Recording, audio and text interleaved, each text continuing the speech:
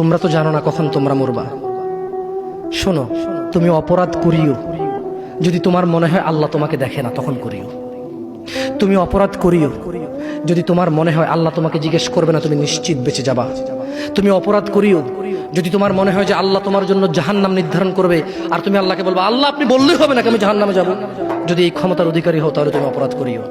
তোমাকে বলি, মহিলা, মা, বোন, চাচা, চাচি, নামাজ ছাড়া মানুষ মুসলমান থাকে না। ওয়াল্লাহি আমি বলছি না কোথায় বাঁধবেন, তর্ক পরে। আমি বলছি আপনি নামাজটা স্টার্ট করেন।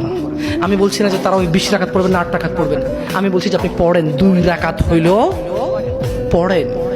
আমি বলছি যে আপনি ঈশার নামাজ 15 রাকাত দরকার নেই, আপনি শুধু 4 পড়েন। আমি কি বলছি সুন্নত বাদ দিতে? আমি বলছি যে তুমি পড়ছো না, শোনো, ভয় পেও না, ঈশার নামাজ 15 রাকাত তোমার উপরে ফরজ নয়। আমি তোমাকে না করছি না 15 রাকাত পড়তে।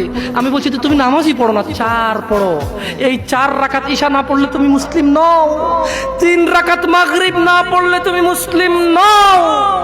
4 রাকাত আসর না পড়লে তুমি মুসলিম নও। দেখো, আমাকে দোষ দিও না। বুখারী খোলো, সালাত অধ্যায়ে যাও, আযান অধ্যায়ে যাও।